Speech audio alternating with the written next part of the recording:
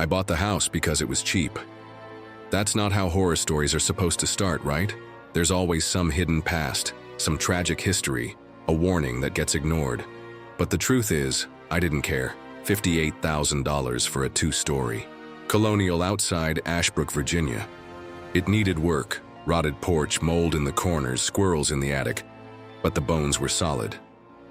It was a blank slate, a new beginning after the last year of watching everything fall apart.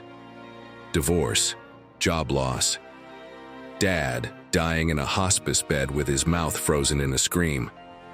I needed out, so I bought the house. I moved in on a rainy Tuesday. I moved out 37 days later. If you can call what I did moving out, I didn't pack, I didn't lock the door, I didn't even take my phone. I ran. The first week was quiet. I scrubbed mold, painted walls, set mouse traps.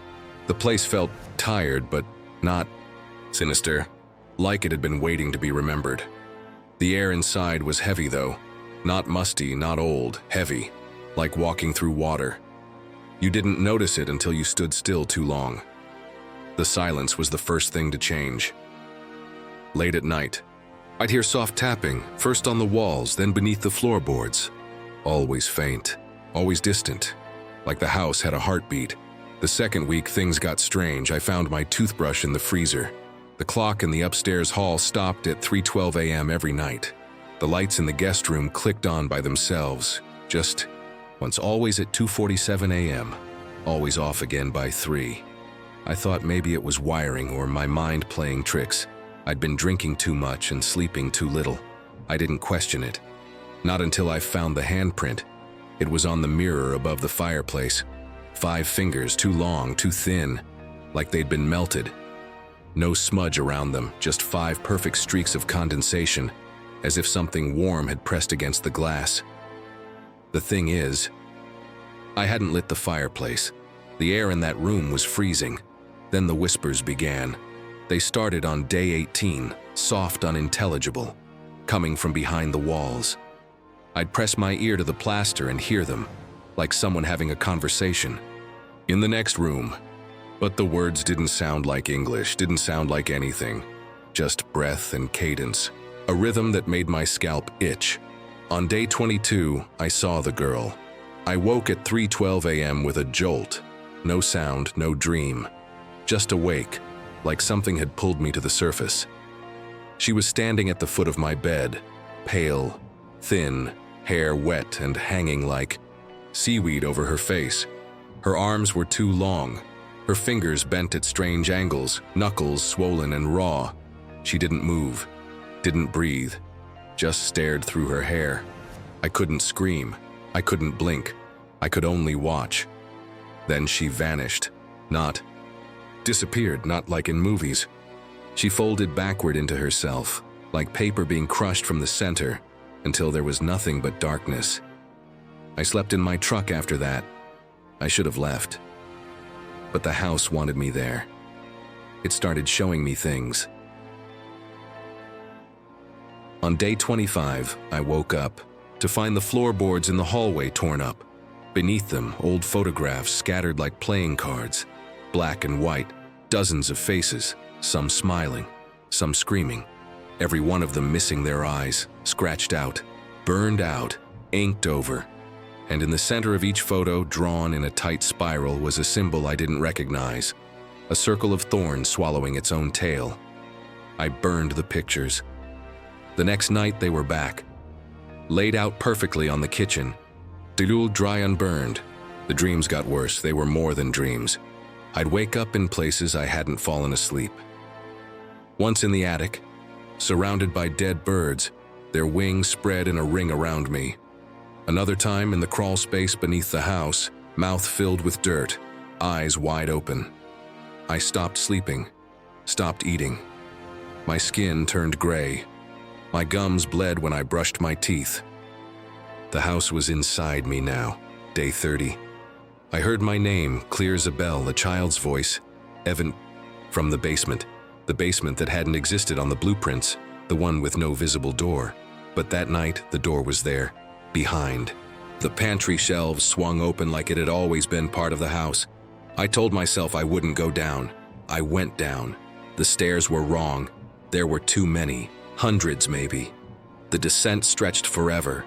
My flashlight sputtered. The walls were damp, pulsing, breathing, covered in those same spirals from the photos.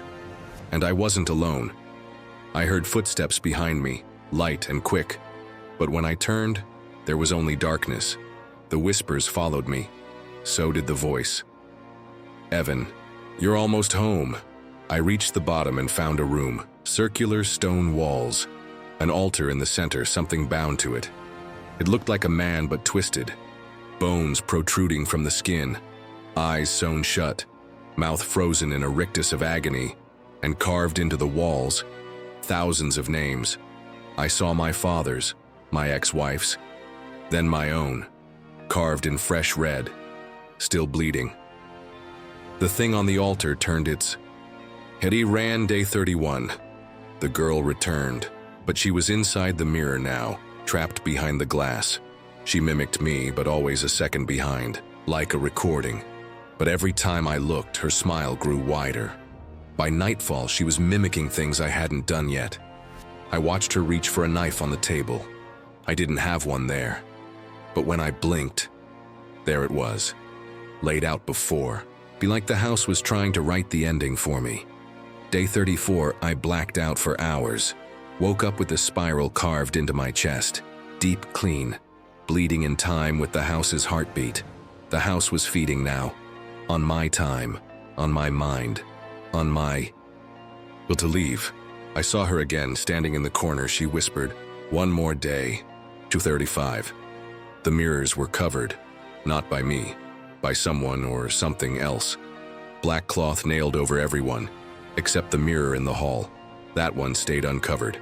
And when I looked into it, I didn't see myself. I saw the house, inside out. Massive throbbing walls, clawed limbs, and faces screaming from the rafters. And beneath it all, her, the girl, grinning, beckoning. Day 36. I tried to end it. I filled the bathtub, slit both wrists, watched the water bloom red. But the house didn't let me go. I woke hours later, no scars, no blood, just the mirror waiting. And a new message etched into the fog on the glass. Tomorrow. Day 37. The house woke me, shaking, groaning, whispers, screaming. It was time. I walked, barefoot, bleeding from nowhere, through the hall, down the spiral stairs that didn't exist. Back into the circle, the altar was gone. In its place, a mirror, tall, framed in bone. The girl inside it waited. She opened her arms, and I stepped in. I don't know what I am now. I watched the house from the other side. My body's still there, somewhere upstairs. But I'm here, inside the mirror in the walls, in the silence between ticks of the clock, waiting, watching, whispering. So if you find a house for cheap, don't ask why. Don't look at the mirrors. Don't follow the stairs. Because when it calls your name, you'll answer. We always do.